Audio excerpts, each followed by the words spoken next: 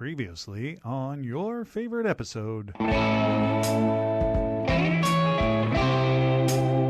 Hey, he is not allowed to talk about this project at all. Not even with Al Pacino. Howdy, everybody, and welcome back to another episode of your favorite episode. I am Trevor Fraser, here with my producer, Jackie Mick, and together we are going to be talking to Will Blaylock, a fantastic comedian and Cologne genius. I will let Jackie Mick explain that later in the episode.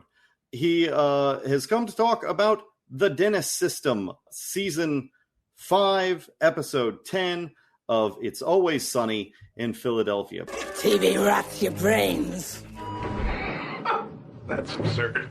TV only softens the brain like a ripe banana. Television. Much of our future depends on the way we use this medium of communication. We are not talking about Jacksonville Perkins at the moment. We are going to be talking about It's Always Sunny, and we are going to be talking with the very funny Will Blaylock. Thank you so much for being here today. Really Thank you for having me. So It's Always Sunny. I think most people are familiar, but if they are not, give me just a general summary of It's Always Sunny as a show. Yeah, for sure. It's a sitcom. It's situational, and it's about some friends, three friends, Mac, Dennis, and Charlie, who run a bar along with Dennis's sister, Sweet D. But they run a bar later on in the season. I can't remember which season it was, but they added Danny DeVito, and he took it to the next level. Yeah. He comes on in season 2. He slowly went insane, and he got more and more like the Penguin from Tim Burton's Batman. Like, he just through every season he got worse and worse, and it was cool to watch. Yeah, and that really happens to all the characters in this show. Like, do it like if you go and you watch the first season, Charlie's a little dim. He can read and function and isn't like a just total, like, he hasn't like lost all shred of humanity and to become this weird troll that's just like, I don't know, it's this, and who intentionally steps in dog shit, like, that kind of thing, like that's not Charlie originally, or Mac again. Mac has some like gay innuendo. But he's like a homophobe. He's like a homophobic homosexual. Yeah. The whole idea is supposed to be, he's a closeted Christian, But it's like a toss-off joke that they do every so often, and then now went completely with it. Yeah, if I were doing if I were doing the episode about my favorite episode, I'd be doing it on what is the Mac tells his dad, or Mac comes out. Oh yeah. There's actually a throwaway in this episode as well, a throwaway thing that pays off in the end. Are you guys all caught up to season 15? Yeah. I am. Yeah. Okay, so in this episode that we're going to talk about later, Mac is wearing a shirt that says "Kiss Me, I'm Irish," but what do we find out in season 15? He's Dutch. Oh, that's right. Mac ain't Irish. Yes, that's right. Oh, yeah, that's funny. Yeah, no. So anyway, it's like all the characters sort of developed over again, Dennis, the first season, is a definitely more reasonable person than he is by the time where he's delivering the Dennis System. So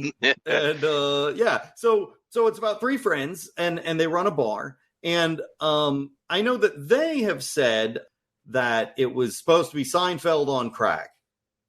I.e. that it was just supposed to be like people talking about nothing, but to the nth degree, which it is. And by the way, if you've never seen it and you don't know what it is, it's like just take a typical sitcom premise and then just push it really, really, really hard until it like goes past the point that like a normal thing would have been funny, but then is typically very funny. I always describe it as like if you take Cheers, and I really think that it was based on that. I really think that what they started from was the idea of if you were to meet Sam Malone in real life, he's not a charming guy who runs this like cool establish it. Everything's all cool. Like the real Sam Malone would be a scumbag that like every time you talk to him, you'd be like, wow, you think an awful lot of yourself and you are very, very cheap and very like just everything about you is, you know, kind of gross. And like, you know, Charlie is kind of a mix of like the Coach and Woody characters, like I'm a dumb, happy-go-lucky guy. But again, in real life, that guy is the kind of guy who doesn't know what like signals are, and so he keeps getting restraining orders from the same chick. And he, you know what I'm saying? Like in real life, the guy who is that dumb eats rats and doesn't know not to, you know, step in shit. Exactly. Yeah. So that's the show. It's like it's a crazy version of the show. How did you come across the show? When did you first get into it? Yeah, I used to, when I was younger, I used to watch Archer because it was a cartoon. Yeah. And it used to come on. They syndicated, right? It was syndicated, so it would come on at like 2 in the morning on FX or something like that. And then I would watch it and be falling asleep. And then Always Sunny would come on, and it would just be what was after Archer. You know, the same way, kind of like falling asleep and then you wake up and MASH, right? and I just throughout the episodes, I was like, oh, this is funny. Like, this is like, I used to think shows with white people were boring. And this was crazy because the only shows before that I Always Sunny I watched with white people was like it was Will and Grace and then Frasier. And then in my mind I was like, oh, this is, I don't know, like a kid, I was just like, oh, this is what white people talk about. They use big words and drink martinis. So I was like, I don't want to watch this. And Always Sunny, those guys are like, I was like, oh, okay, it's more. This is just what I was watching was network sitcoms. Like they had to they had to keep it down. But then I found out about cable and what they got going on. Yeah. That's the problem is again, sitcoms for a long time, network sitcoms gave the wrong impression about everybody, but definitely about white people. In as much as that they mostly showed white people to be competent and in charge of things, and that was wrong and so forth. Yeah, that that's a great way to find it. I think my similar experience where I can't remember if it was just like on Hulu or something, but that was like promoting it, and maybe a few seasons where I think like 4 or 5 seasons were out at this point, and for some reason or another, Lindsay and I were like, okay, let's watch this. And I just remember we were just like, oh my God, no, like, no, don't do that. Like, why would that happen? And that was we were like, okay, that's not what normally happens on a sitcom. So I'm in, I'm down. I love this. I just decided to watch it. Like, I don't even know why. It was just there one day and I was like, all right, let me see what this is about. And I immediately fell in love. And I think without a doubt, it is the most rewatchable show of all time. Like, you can put on a show, an episode, doesn't matter which one it is. It's going to be funny and you're not going to get bored with it. It is the only. Did you stream it or? Yeah. Oh, you streamed it? Oh, okay. Mm-hmm. But I think like I was like Trevor, it was like 4 or 5 episodes or seasons in. Yeah, but like 4 or 5 seasons had happened before I even like looked at it. But yeah, it is the only live action show that I know that can do that. Like, I can rewatch The Simpsons at any time. I don't have to look at the TV. I can just make them happen in my mind behind me. That is how The Simpsons work in my head. That is how they are there. But like, it is the only live action show that I can put on like that and that works in that way of like, I could just rewatch this and it's still hysterical. And it's, you know, it really, they sort of nailed that like cartoonish, like absurdism that allows it to just be, you know, just wonderful whenever you put it on. And you don't have to go to any particular season and worry about what's happening in the story or anything. It's just like, I'm just going to go here and I'm going to watch this and crazy shit's going to happen. And that's, you know, the thing for it.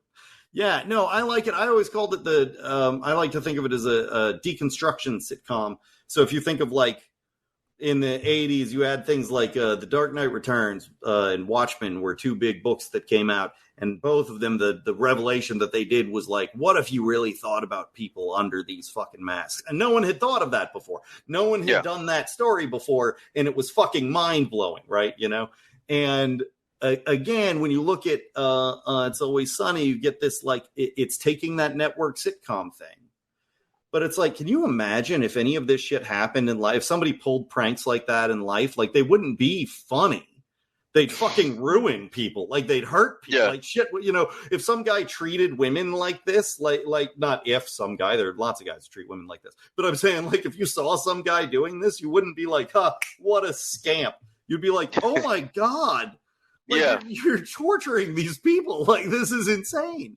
Like, they're almost taking, like, the South Park, right? The South, because now South Park is nothing but metaphors. It's like every episode, and it's like you see Always Sunny taking on that role now. Like, they even make fun of themselves with the because I mean, it's clear nobody wants to do the show anymore. Like, it was it last season with Dollar Bill, y'all. I can't remember. It was the last season of last episode of one of the more recent seasons where they were talking about playing laser tag. They don't want to do the show anymore, and they let it be known in the episode with laser tag. Today, episode 10 of season 5, known as the Dennis System. And this is a fairly iconic episode for fans. This sort of put to rest the idea of, is Dennis just a charming, harmless little scumbag? Or is Dennis, like, you know, wrong? Like, is something wrong with Dennis? And we're going to get into that now. But let's talk about, so why, first of all, why did you choose this episode? What led you to this episode in particular? I think this is the episode where I really fell in love with Dennis's character. He's my favorite part of the show. Sure. And this is when I really fell in love. Like, he's borderline dude from You now, right? Yeah, I like his progression because, like you said, when the episodes first started, they were almost indistinguishable, right? I mean, the personalities. Mm-hmm. It was 3, you know, college age guys in a bar, but then they each took their own paths. And Dennis's was the funniest to me because he's like the guy from You, but like a not murdery, but kind of like but creepy You guy. Right, like, and maybe murdery, like it's not maybe, in this possibly. One in particular, but I do think that eventually it kind of gets implied that maybe, you know, he does carry around a lot of rope and duct tape for somebody.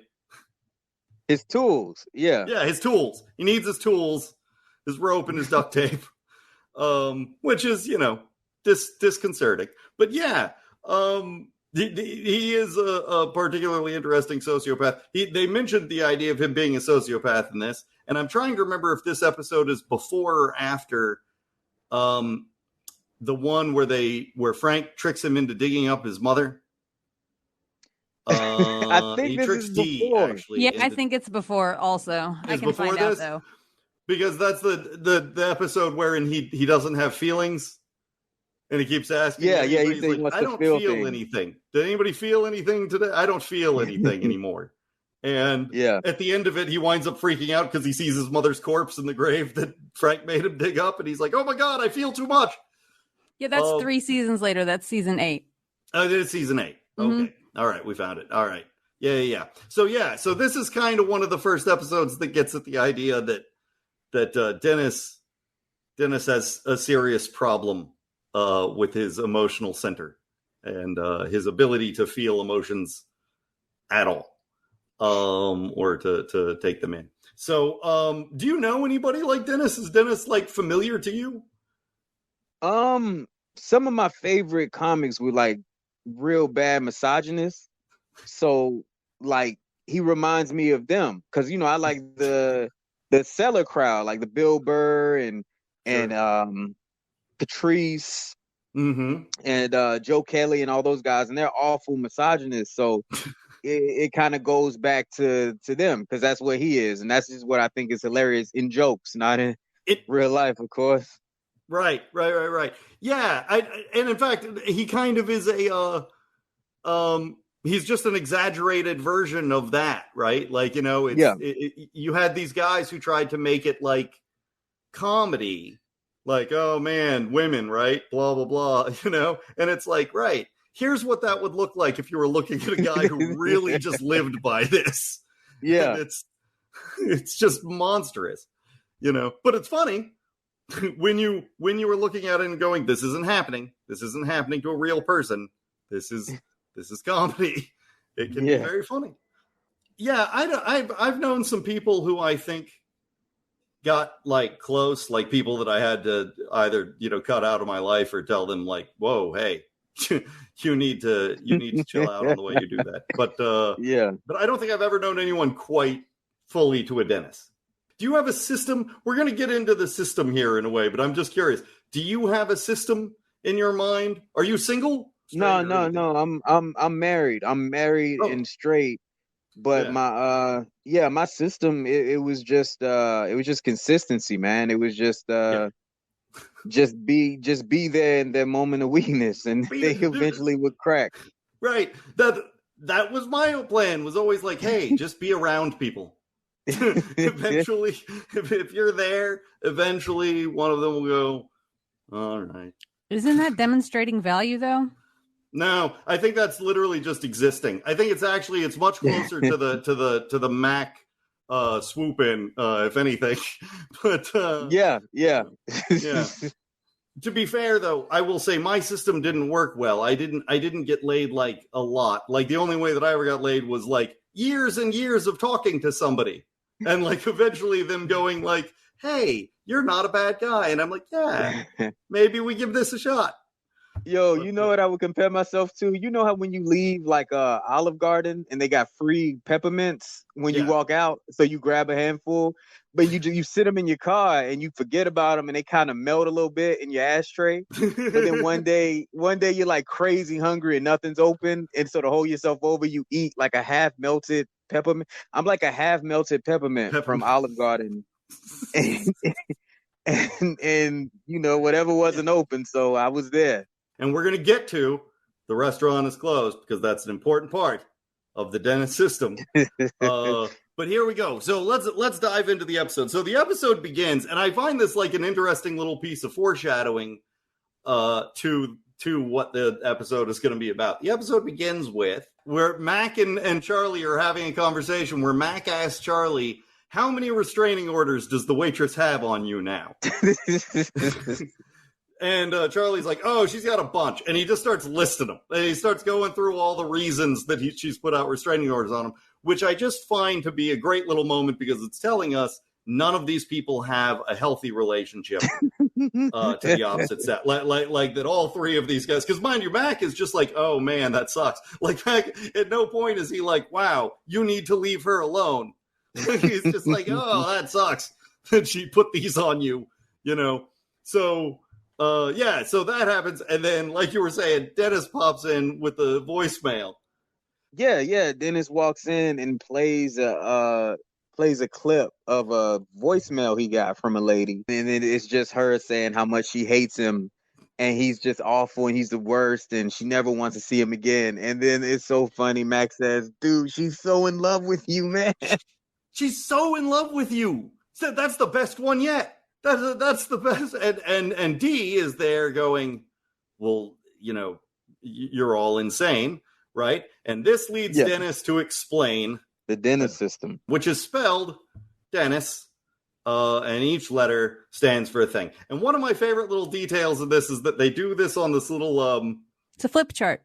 And they write it on this little. But the cool thing about it is, part of the show's value is that it's all so cheap, right?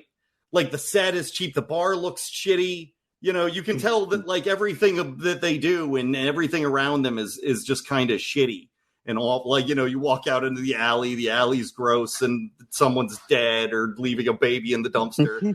The whole place just looks bad. And so here he is doing this flip chart. He's not doing a PowerPoint presentation. He's not like. He has this all written out in magic marker on this flip chart. in which he has described his entirely sociopathic method for getting women. And it just, there's something so like low budget, like garage band, like funny to seeing that him working this flip chart as he's pulling each piece of paper over, and the whole word is spelled out there, but with the words filled in that he needs. And every time he flips it, you see more letters down the thing. Anyway, yeah. I just remember thinking that I was like that. It just sort of encapsulated that cheap version of the cheapness of the show. As it was going. So what's D? Let's start with D. D is demonstrate value. Demonstrate value. So how do you demonstrate value in the Dennis system? Dennis, what Dennis did was he was getting a prescription filled. But basically, yeah, you gotta let him. You let your prey know, as Dennis would say. You gotta let your prey know how you can benefit them, man. Right. And he showed himself to be a caring lover. And it's immediately like that. It's immediately the sort of prey mentality. There's no human here. It's just a person that I'm going to bed, and that's what's going to happen. And of course, Dennis also like kind of gets off on emotionally destroying them too. But that's sort of the thing. But yeah, so he had a pharmacist. He was bringing her prescriptions for his Nana to prove that he's a good grandson. From, of course, this is the origin of Dr. Toboggan. And we will get the full name of Dr. Toboggan later in the episode, but I just love that this is where Dr. Toboggan starts. And so he is first demonstrating value, and then E. Engage physically. Engage physically. The second you have let them know how good you are for them, the next thing to do is set up a date and immediately bang them. And like he said, I like to engage physically without ever having gone on the actual date. Yo, when he was outside of that pizza shop, I think it was a pizza shop, and he was like, "Oh, they're closed." I was like, "God damn it!" So the beautiful scene where it shows that he's like, the way that I get out of dates is I say, let's go to this great place, but it's a place that's always closed on the day that they go there. And then it's, oh no, now it's time to go back to the apartment, I guess, and just eat there. And then Mac is in the apartment. Mac has his own little role in this. Yo, what was I love that his role is the bookworm. Yeah, I was just saying that. We was reading a book. I can't remember the book he was reading, but I think he wears glasses and shit too. Like he's got the glasses on, he's got the book. And again, if you know the show, it's not something Mac does. But yeah, and then it's right onto it. And I still love the line, pizza's good. And then Dennis responds with the greatest pickup line of all time. You're good. What is the dumbest thing you've ever said in the moment? Honestly, man, if I'm being honest, I just agree with the shit they say. So I remember I was talking to a girl who said like she wanted to open a daycare / hair salon, like for people to get their hair done. And I was like, oh yeah, that sounds so amazing, like because they can drop their kids off and get their hair done, right? And he's like, yeah, and I was like, yep, this is what a 19-year-old is supposed to sound like, man. I'm on board. That's the greatest idea ever. You say, huh? Yeah, I'm a Virgo. We're perfect for each other, whatever. And I always think, like, what's crazy is we talk about us doing that. You know that every woman we've ever spoken to has done that to us like a million times. I hate being this person, but the difference is when we do it, we're not trying to get sex out of it. We're just trying to not get hit or something. Right. Well, or waiting for us to shut up. That's so crazy. When you said that, I just imagined a girl like sitting at a table next to a guy in like a white tank top and like a scar on his forehead. And he's like, Harry yeah, Potter? you know, he's like, like I was thinking about like Sagat from Street Fighter, like a white Sagat with like a goatee. And he's like, yeah, you know, sharks can smell a drop of blood and 300 gallons of water. She's like, yeah, that's so interesting. Yeah, so they do it so they don't get hit. He winds up banging her on the bed with the pizza there, and then what comes immediately after engage physically? Nurture dependence. So, of course, that's to make them have to have you. He does it. What was it? He was on the payphone. He was on the payphone, and he said, "You're gonna fucking die. You're gonna die tonight." Yeah, be a crazy neighbor, and then promise to handle it. The best part after that is when he walks away after the phone call. He's like, "That's really gonna scare her." He didn't even make like a real threat or anything. Like if I got that call, I'd be like, "Okay, fine, whatever." Like I wouldn't even take it seriously. Yeah, he doesn't describe her or address her. You know? No, it's just like when I worked for the Big Red Boat a long ass time ago in the reservations department, and we had a dude that would call all of the lady reservations agents like once a month. We would all get him, and he would call, and he would just ask us to describe our pantyhose to him, and that is the same level of phone call. So like Dennis Reynolds is just like a pantyhose freak in my head. Yeah, right, yeah. But I love that. Damn, that's like a quality thing to do to make the relationship work. We go from make them love you more than anything to neglect emotionally. Stop talking to them. Stop returning their calls. Stop like acting like you're, just keep blowing them off. They think that you hate them and are cutting them off for forever. And that is when you are supposed to inspire hope. You come back, you make him think that why am I saying you like I'm explaining my message? He comes back and he what was he like outside of a window or something like that movie with the boombox, and he was like, I was afraid. I was scared. I love all of his answers are super generic too. Like all of his like phrases there, just like the dumbest thing you could say. I was afraid. I was scared that I loved you too much, but I'm not afraid anymore. When he climbed out the window, he was climbed out the window, man. Well, what the fuck? Okay, so the last step is separate entirely. Separate entirely. So right after you inspire hope, you bang for the last time, but it's the best bang. It's the ultimate bang. It's the one where they do everything and you do everything. Everything's fucking crazy, and it's a great bang. And then separate entirely, which he represents by climbing out the window. He said, never to be heard from again. Never to be heard from again.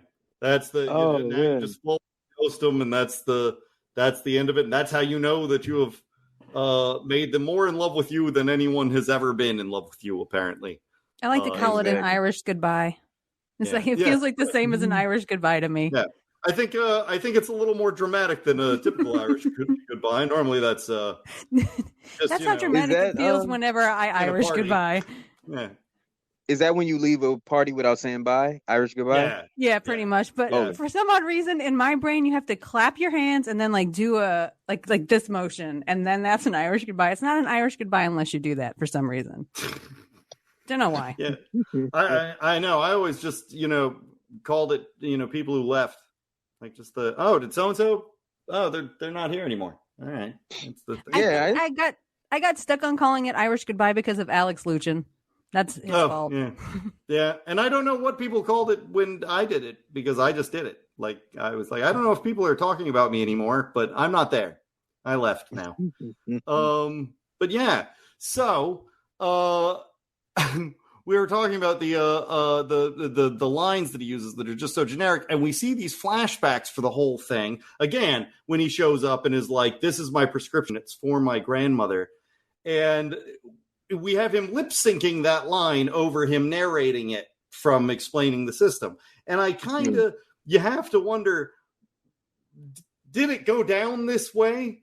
I don't think it went down that way. I'm pretty sure that had to have been like the worst reenactment of the thing that happened, because otherwise you're just saying that this person should not have been smart enough to work in a pharmacy, right? Like if she fell for any of this, don't you go like, oh no, that's just a very dumb person.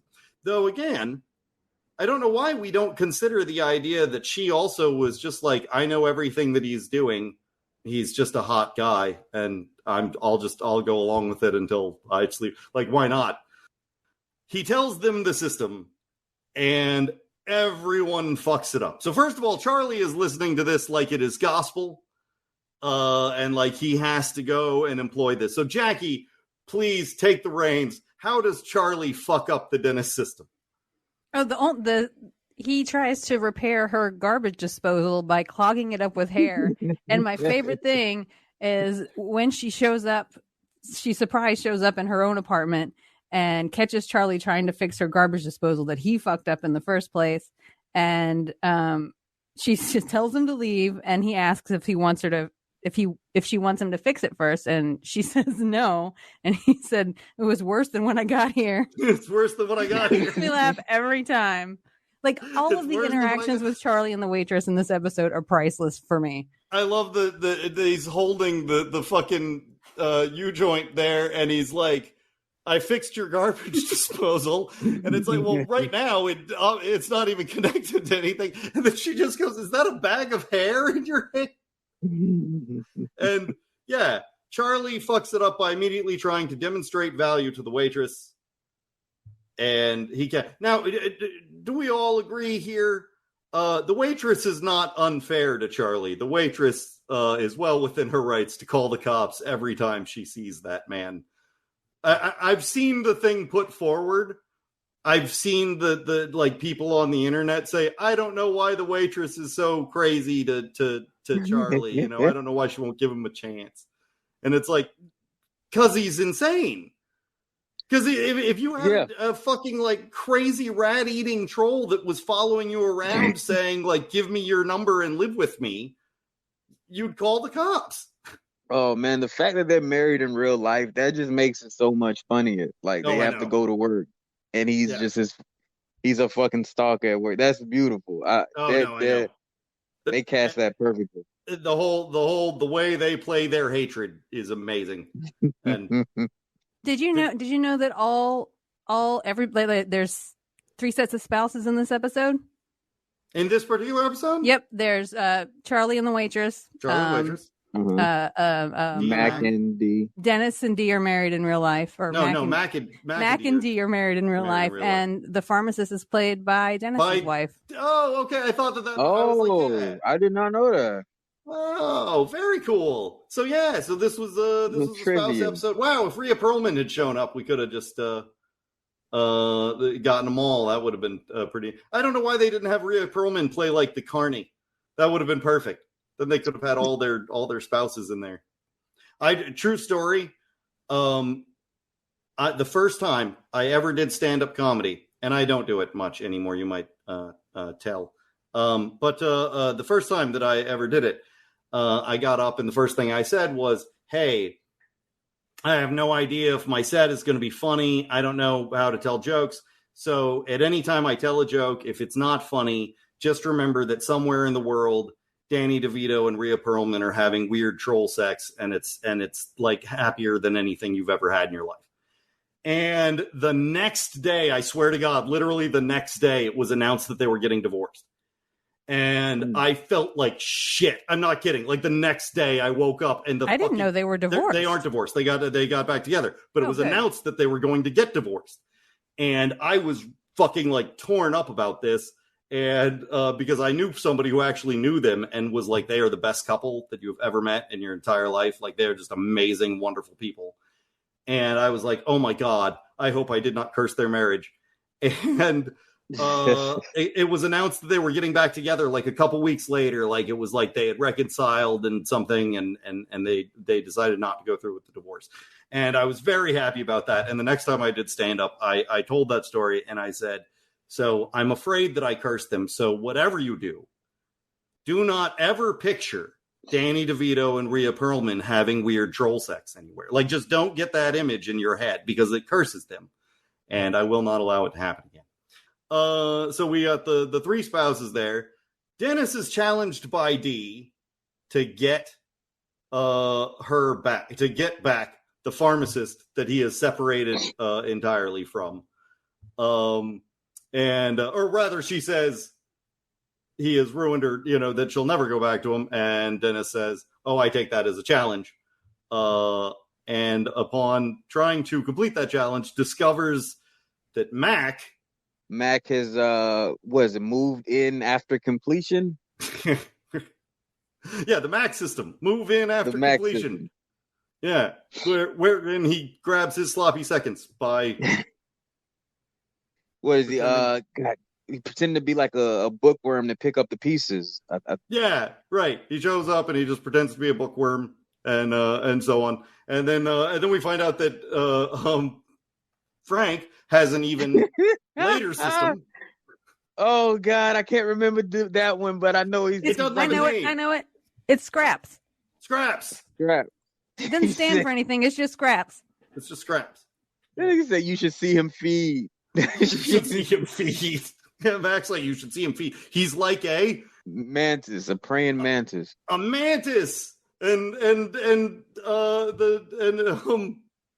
Frank Reynolds decides to take that name and is like, oh, Mantis, I love that. And that is how we fully get Dr. Mantis Toboggan. And I've always loved that name. That's the greatest name. Same. My Google Home called me Mantis Toboggan for a while.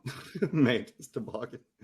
But yeah, and he swoops in, and I love the tools of his trade are. What was it? A Magnum condom and a wad of hundreds.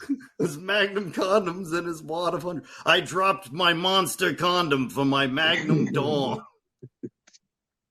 Oh man! And yo, I'm gonna try to get ET to call me Mantis Toboggan next time I'm at Universal, man. I'm gonna see if it works. Oh man, that's good. So smart. That's a good one. Yeah. Now, of course, we're leaving out Dee's storyline here. Which we should not do because Dee has one of the funniest storylines, which is they make her believe that Ben is Dennising her. And Ben, who is explain Ben for the people.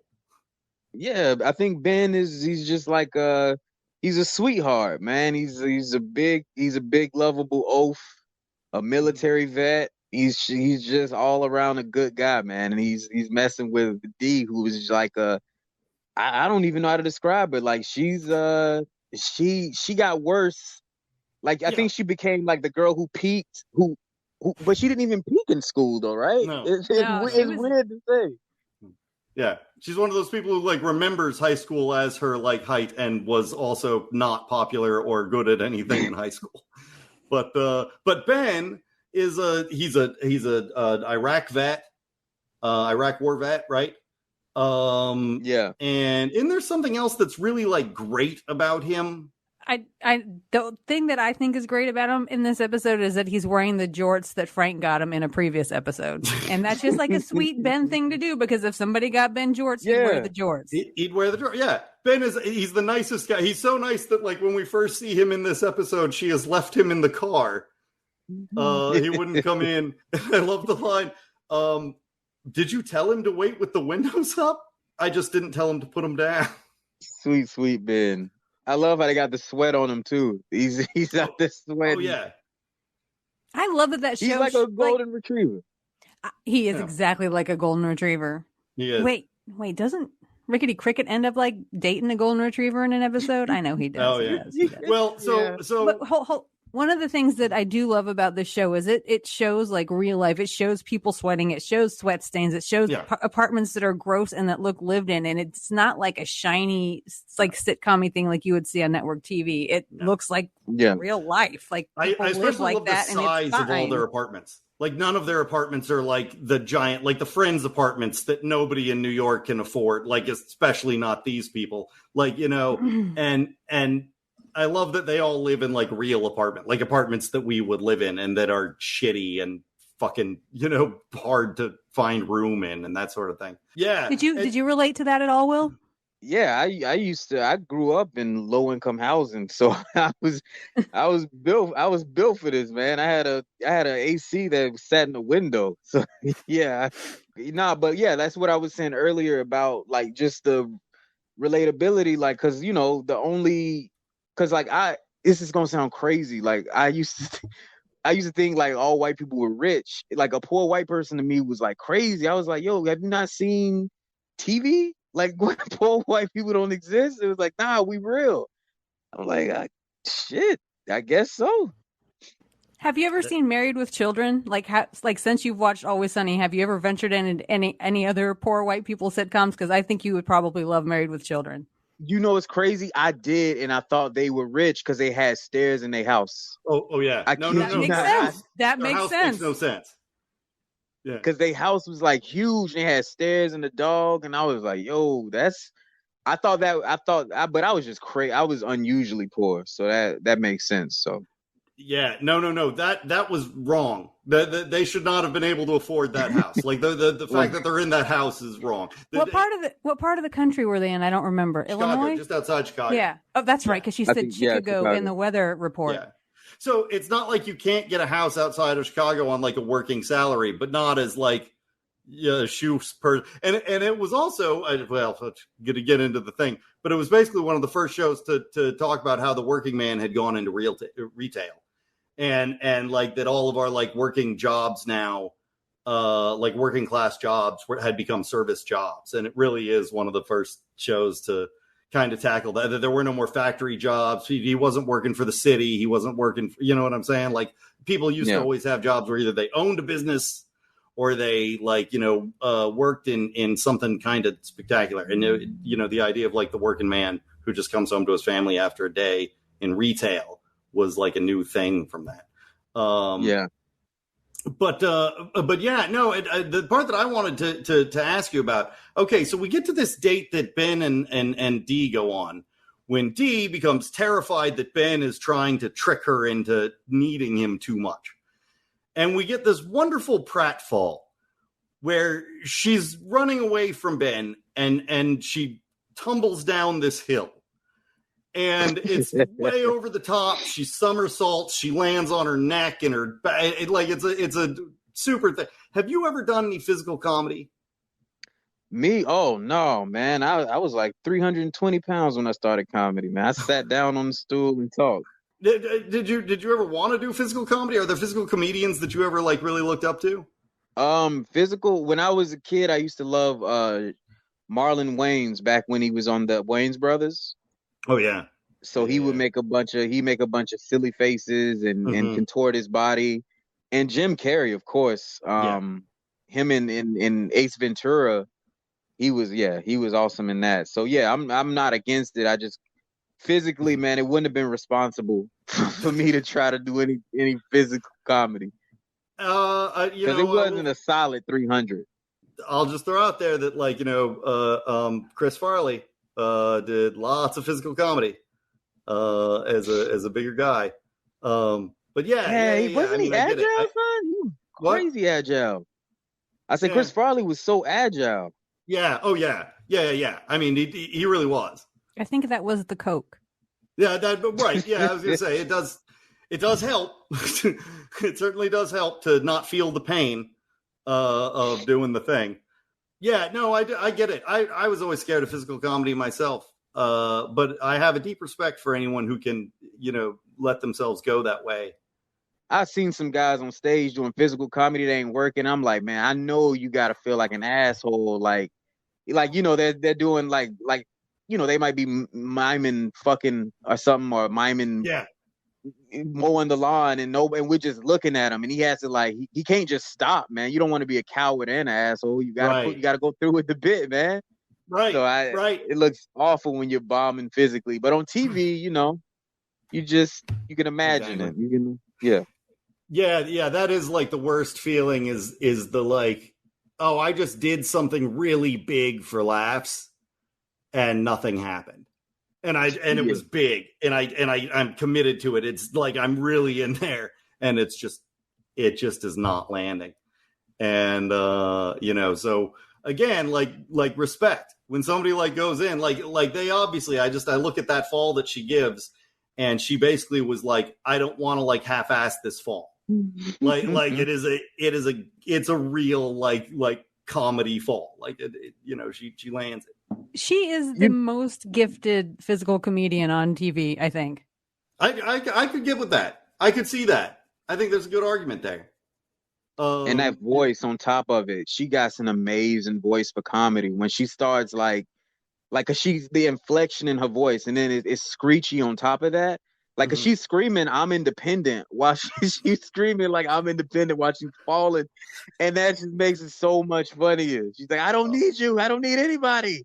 And it just did everything that she does on that show. I always love the story. I'm sure that as fans we sort of know this, but when they were originally designing the show, apparently her character was supposed to be the like straight person. The rest of them were going to be crazy, and she was going to be like a real person, like a straight person that was going to be like, oh my gosh, what are you all doing? Blah, blah, blah. And that was going to be like her character. And she was like, no, I won't do that. Like, she didn't want her to have that character. She was like, I should have as much fun doing crazy shit as like the guys do. And there's no reason I can't have crazy storylines and be a scumbag, like just because I'm a woman. And that's that. They went, you know what? You're right. And so they made her a crazy scumbag as well. And I love it. And so we have this phenomenal climax at the fair where everybody is going to prove everything at the fair. So many parts of this setup. So we got the waitress is now working at the fair. What's D? Why is D supposed to be there? Bro, I'm sorry. I know this is your shit and you got the reins, and I'm sorry, everybody, but we can't skip the part where they're fucking up the system, and then Dennis closes his eyes and turns into the conductor, and he's like, hold on. You're so right. You're so right. Oh my God. I don't have the reins, by the way. I always want you to take the reins whenever possible. But you're so right. The fucking Minority Report bit. I thought that was totally Yorked from Boondock Saints. Oh, it was from Boondock Saints. It is. Well, what the hell did I say Yorked? What is that word? I don't know what I was even trying to say. It made sense in context. I think we all understood it. Yeah. No, describe the scene, Will. This is a great scene. So everybody is fucking up the Dennis system. They're each trying to apply it to their lives, and they're all fucking it up. So then Dennis brings them all together. And everybody, it's chaos. Everybody's trying to talk over each other. And he says, everybody just shut up. Just shut up. I'm working. And then I can't remember who tried to say something while he was working, but one of the other characters says, shut up. And then he starts doing like the conductor, and he's just working out the plan. And then that's when he comes up for the fair plan. And they're talking about how everyone hates carnies and shit. Like, I didn't even know that was a thing, but I hated carnies after he said it. I was like, I feel like I'm supposed to hate him, so I hate him now. And that was so funny to me, though. So true story. And this is real. One of the big reasons that Disney World is where it is because Walt Disney didn't want to build anywhere that there would be snow, because that would mean that there would be times that the park wouldn't be in operation, and then you would have seasonal employees. And he didn't want seasonal employees because seasonal employees were carnies. People who traveled around from like amusement park to amusement park running the rides were carnies. And he was like, those people are scumbags. I don't want them in my park. I want real people who will live where the park is and run the park.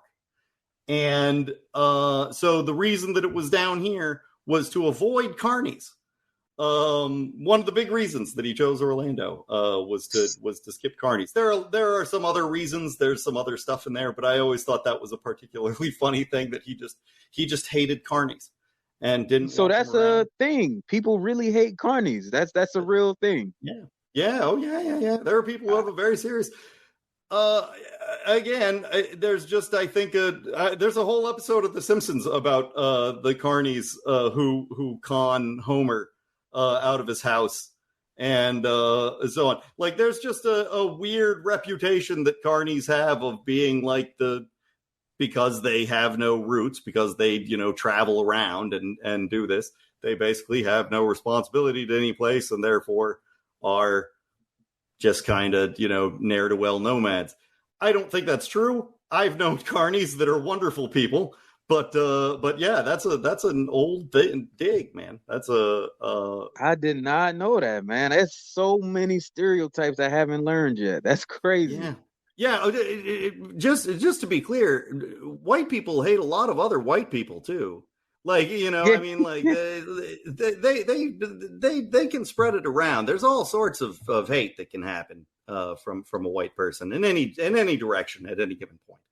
So, no, man, y'all mastered it. But I just mean, like, I didn't know carnies was a thing. That's crazy. I thought it was like a bit for the show. I didn't know people hated carnies. That's funny. Yeah, there are people. Walt Disney That's Walt Disney hated carnies. Yeah, didn't want to work. I did not know that. He was not happy because when they first opened Disneyland, they were using carnies, and he was like, "Oh, this is not what I wanted. These are not the people I want, because I want people who are going to smile at all the guests and say welcome to our experience and blah blah blah, like, and all of that. And carnies will not do that." Because they're like, what? No, I'll just leave and go work somewhere else. That was his thing. But on the other hand, again, like I'm saying, I know I have met carnies who are wonderful people. I've only met carnies who are wonderful people. I don't know many. I know a couple that I can think of that I have met, but they are wonderful people. And I love the save, man. I love how you saved it, because I just imagine like a carny writing an email right now. You write an email like, who the fuck does this guy think he is? I want to be clear about this. I will say whatever shit I want to about carnies. Fucking carnies.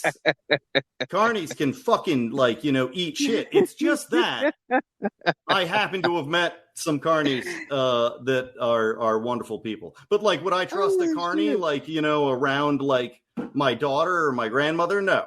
I don't have a daughter, and I don't care who's around my grandmother. But what I'm saying is, fucking carnies, man. No, I'm not scared of the carny lobby. They can come for me. That is not what this is. I will all day take them on. But they're wonderful people, so there's just nothing I can say. I love it, man. I love it. But yeah, no. So we get her. We get Dee has to hit on a carny to prove to Ben that he's worthless. But she's supposed to hit on a fake carny played by Frank, but Frank instead decides to show up as Dr. Mantis Toboggan. Dr. Mantis Toboggan. And I love his plan. Please describe when he shows up what his plan is.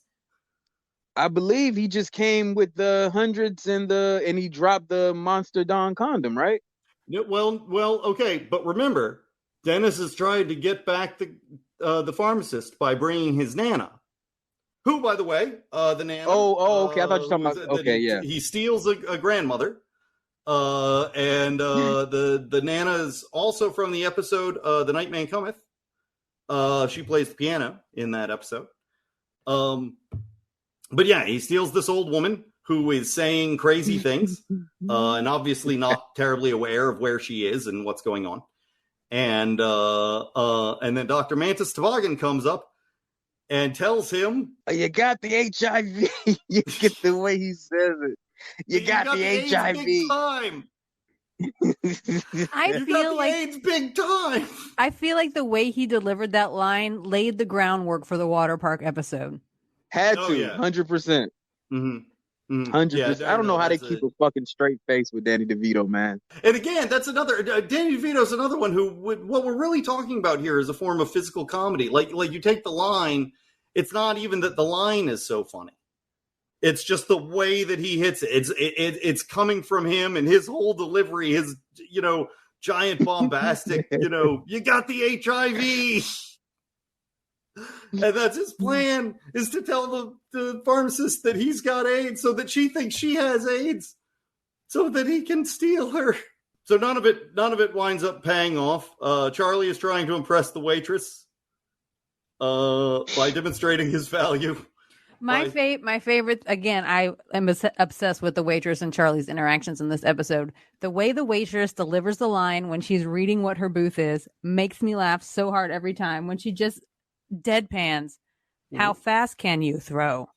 Every time it makes me laugh. That stands out to me too. I know exactly what you're talking about. Speed pitch. How fast can you throw? I wrote it down. You do it spot on too, man. I thought I was watching it because I can't see anybody. I got the phone in my face. It sounds like the episode. You got a good. I can explain to you why I can do it so well, because I have a thing that is called aphantasia, and that means I can't form visual memories. I can't visualize in my head with like vision, and really the only sense that I can recreate in my head is sound. So there's certain like phrases like that one is stuck in my head forever, and so like I feel like I can pop it up and just say it whenever, and it's because of my dumb brain and the way it works, and that's all. You can't like. So wait, you can't see like pictures from the past? Nope. Like, nope. You tell me to picture something, I see black with some pink spots on it, and that's it. And the pink spots move sometime if I'm lucky, but they're mostly just like TV static. oh, okay. Can you picture when you picture? What do you picture like a full 3D image? Like, do you have like a whole thing there? Yeah, I see an apple. I see an actual apple. So that's, again, it's something we just kind of take for granted. I honestly didn't know it was a thing until like 2 years ago, and it was the thing that made me start going to therapy. Yeah. And it was good. I didn't realize that there was a form of dyslexia where, because like when I read, I have to read each word aloud in my head. Like I have to read each word in sequence aloud in my head. And I cannot like skip a word or just look at the page and be like, there's the words, and then, move on. Like, I have to read each word in sequence. If anything happens, I got back, reread each word in sequence. And I discovered later that like that's an actual form of dyslexia, that like apparently there's a thing where I just was in a class where they're like, some people have to read each sentence and they have to read each word in their head. And I was like, yeah, that's just how people read, right? And no, apparently not. So yeah, it's, there's a lot of little things like that we think are normal that just aren't, Wow, that was the first time I ever heard the can't see pictures thing. That's a new one. I didn't know that was a thing. So you just see black. Yeah, I just see black. And I thought when other people would say like, oh, I'm imagining in my head, or picture this, it was just like an expression. Like it was just, they were saying it because I said those things because I just thought they were expressions. That's what people do. Yeah. Picture this, Sicily, 1923. Like, you didn't think of actually picturing Sicily. No, it's a note card in my brain. Yeah. It's not a visual note card, but it's a word note card. And I think a lot of people treat memories that way too, and they tell them more as stories than with those sort of visuals. And so it's easy to get lost in the idea of like not being able to actually see things. So it's more people than it's not like some tiny percentage of people. It's actually like, I think like 10% of the people like can't imagine things or something, or can't see. I can't remember what the actual stat is, but it's like an amount of people. And so. But it's easy to get sort of lost in, just like you're saying, imagine that everybody's 2 to 5%. What? 2 to 5%? Yes. Yeah, 2 to 5%. that's still a lot of. I mean, that's still a lot of fucking people. Don't you do art? Am I mistaken? I do graphic design. Yeah. Okay.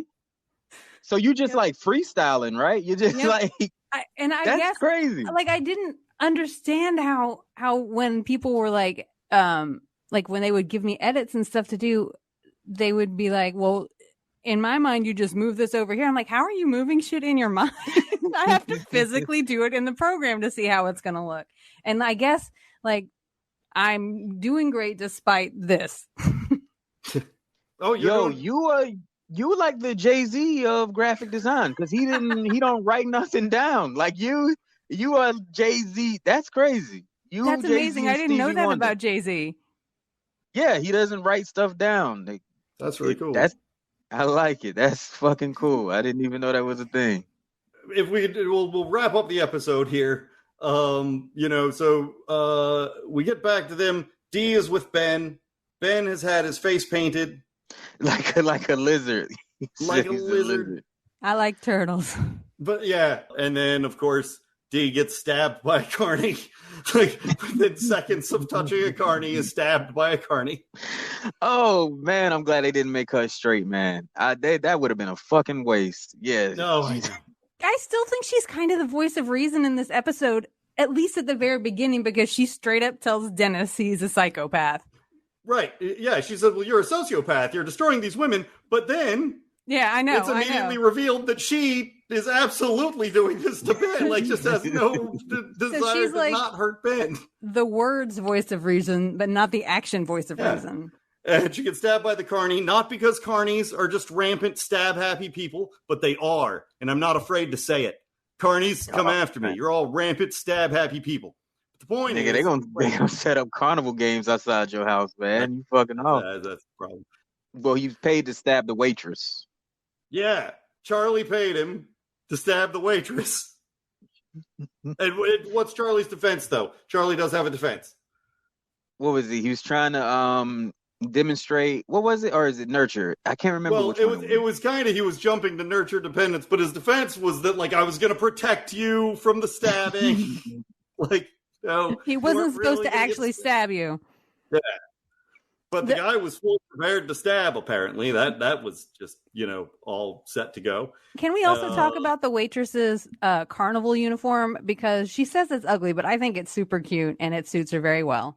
And then, of course, Ben Dumpsty. Doesn't he leaves with the girl, the pharmacist. Yeah, he leaves with Dennis's pharmacist, who's just done with this. And he dumps D because he says to D, "You're a horrible person. I don't like you." You got to be a shitty person for Ben not to like you, man. Ben likes everybody. Exactly. Yeah, you got to cross the serious line. I think is the thing there. And then I just love that it ends on, first of all, Dennis explaining that he should not have protected the waitress from getting stabbed. He's like, you hope she gets stabbed. You hope that it hits a major artery, and then you nurse her back to health. I love it when Dennis gets all veiny. Yeah. He's at his best. When he was talking about his tools on the high school reunion episode, that was a classic moment, man. Mm-hmm. The vein pops at his forehead there, the whole tightness of him. Oh yeah, no. I love at the end of this when he's just walking away and like everybody just unbelievable, and he's just so mad with how badly everybody has fucked up his system. It's like he's so good at controlling his explosion internally, but in a way that you can see it on screen. And I love seeing it because it's like uncontrolled control, kind of. No, that makes sense. What do you think about the music in Always Sunny, Will? I love it. I had no idea that it was what do you call it, like open source music? Because people use it all the time and other stuff, but it always makes me think of Always Sunny, that opening. Yep. What is it? Bells? No, I like the opening bit they do where the name of the episode is normally the punchline of the like the first joke. I love when they do that. I love that when they got more budget, they didn't upgrade the music. They kept the open source stuff because that's what got them where they are. Yeah, they didn't forget their roots. Mm-hmm. That music to me is first Looney Tunes and second Ren and Stimpy. And it was always used to kind of convey the idea of the like perfect American life. Like in Looney Tunes, they would use it in the like, here in this household, like and so I love that for It's Always Sunny, because the idea of It's Always Sunny is like, isn't life great? Like the music, the framing device of it isn't life a perfect little idyllic American thing? And then here it is. This is what Philadelphia is like. This is where these people live. Do you have other favorite Always Sunny episodes? Oh man, it was so hard to pick. I honestly don't even know how you did it. I was very curious. I think I just used the one me and my wife quote to each other the most. We always quote that one. But I love the one where D and Dennis smoke crack. Oh my God, yes. Yeah. Where they try crack for the first time. I like the Christmas special. That's a holiday tradition in this house. Oh yeah. Yeah. So it was just whatever we were quoting the most at the time. Like we're always calling each other goddamn bitches all the time. It's like, you goddamn bitch. I can't say the word goddamn it without thinking of Sweet D. Yeah. Exactly. Yeah. That's what I was talking with her voice. Oh god damn, I can't do it, but yeah. Oh god damn it. Damn it. God damn it. Yeah, there it is. Yeah, there it is. I watch a lot of the show. Quality. Yo, you gonna put Michael Winslow out of business, Jackie. Only if I can do Sweet D or the waitress, I guess. That is the episode. That was a wonderful episode, and I want to thank you for making us watch it again. Like I said, we've all seen it multiple times, but it was fun to watch multiple times more just to talk about it now. And it was really cool having you on, man. I'm glad you came by. Yeah, man. Thank y'all for having me. This was fun to talk about Always Sunny with people who watch the show, because a lot of times I'm just quoting shit and they looking at me crazy. So it was cool. Well, this is absolutely again. This is the podcast of like fucking say whatever and just go on whatever tangent you want and so on. So by all means, man, if we ever have you back, and we'd love to have you back, obviously. But if you ever want to come back on, like, feel free to just share anything else you want to fucking get into. Okay, before you go, I have 2 questions for you. Well, one is kind of a thing to say about Will, and then a question, and then a question. So the thing that I want to say about Will Blaylock is he is the Cologne whisperer. Oh yeah, please explain. So I'll let you explain because it's your thing. You just helps me out. Not like during the quarantine of all times, I got really into Cologne. This is a German dude on YouTube who's like mad Carrey. He's like Ben. He's like Ben from Always Sunny if English was his second language. Right. And he just got me sold. And he was just like, guys, you have got to wear this cologne. It's super sexy. All the ladies, all the men, if you like men, that is fine. They will be on you smelling this cologne. And I was like, yo, let me get this fucking cologne. I want to. And it was an experience because of the quarantine. They took away samples and like Ulta and all that shit. So I would have to wait for the cologne to get there to see what it even smelled like. I just read the notes.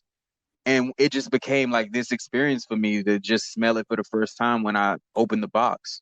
There was one I knowing this about Will and watching his journey with the colognes on Facebook has been a lot of fun. And one day, I was like, I like there was this one Jay-Z cologne that I loved, and I didn't buy it, and I regret it literally every day for the rest of my life. And I kind of tried to explain to Will what it smelled like, and he's like, I know exactly what you want, and it was Cuba Gold, and he fucking nailed it. Yeah. Unfortunately, eventually everything starts to. It's only so many smells in the world, man, and eventually, you start to recognize the notes. So yeah, I'm pretty good at recognizing the notes. When you binge, do you skip the credits or do you watch the credits? Of any show, not just credits. Always Sunny. Yeah. That's a part of it. Netflix tries to get me to pad. I'm like, nah, man. I'm here for the experience. I grew up having to watch this stuff, man. Okay, and then last question. Promote yourself. Like, where can people keep track of what you're up to? Thank you so much. I appreciate this time. Yeah, I actually am just started producing my first show in Jacksonville at home. I've been lucky enough to get to travel and meet some very, very funny people and form relationships with them strong enough to get them to come to the murder capital of the world, of Florida, should I say, and tell jokes. So it's called the OK Comedy Show. It's the 3rd Saturday of each month. You can follow the page, the OK Comedy Show, or you can send me a friend request and I share information about the show. It's the 3rd Saturday of each month. The next show is April 16th. I got some boys coming from Atlanta, Georgia. Patrick Dalton, Derek Marshall, and Chris is Lame. They're regulars at the Laughing Skull in Atlanta. And they're going to be coming down here to try to make some folks laugh. Did you got like an Insta or a Twitter or anything that people should check out? Yeah, I'm just on Facebook, Will Blaylock. Yeah, just Will Blaylock. You see my smiling face. I got on a shirt that says self-love. And yeah, that's how you recognize me. A big old grin. Like I was saying, it was just wonderful to talk to you. And thank you so much for coming on, man. And thank you, man. Y'all got great voices, man. Y'all were very easy to listen to. I like y'all voices. Thank you. I think that's the only thing that I've ever really had going for me is people are like, well, it doesn't sound unpleasant. All right, thank you guys. Take it easy. Bye. All right, Bye. most honor, sir. Bye-bye.